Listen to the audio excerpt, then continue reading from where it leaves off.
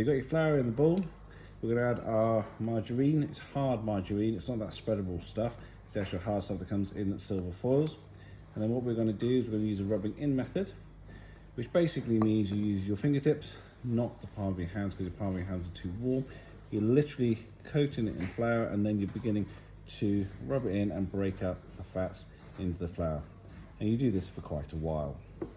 Okay, so once your mixture looks like this, literally like breadcrumbs, we have told you how much milk to bring, but do not put it all in at once. Literally put a little bit in, and then start to bind it together. The milk is going to bind it together. You put too much in, it's going to go really liquidy. You don't put enough, it still won't bind. As you can see, it begins to bind together.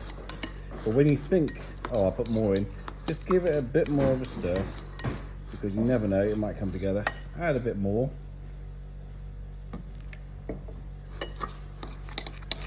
And you see eventually it will begin to mix together.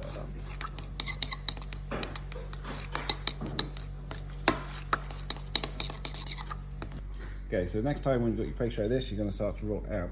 You'll notice that I've got flour on the top. I put a little bit of flour on the rolling pin as well, and we're going to roll it out. But what we're going to try and do, relieve in pressure, but keep turning it. Do not just leave it and roll it in one place. Keep turning it. And what you're trying to do is get the pastry so it's approximately half a centimetre thick, or 5 millimetres. Okay, now you've got your 6 on your baking tray and parchment paper.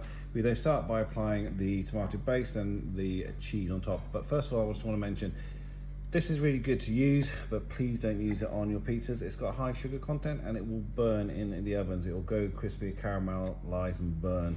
So we prefer you not to use this. We prefer you to use basically a tomato and herb pizza sauce. So you literally take a spoon, place on top, use the back of the spoon.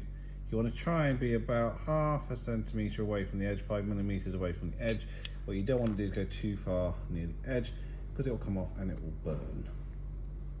Okay, so we've got the tomato base on now, so we'll add the cheese.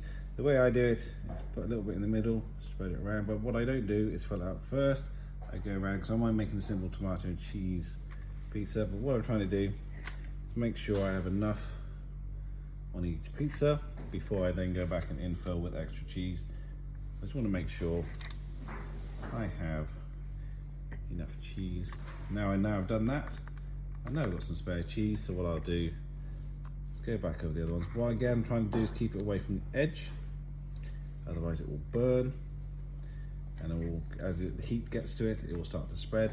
What you don't want to do is go over the edge. Now presto, we are now ready to go into the oven for approximately 15 minutes.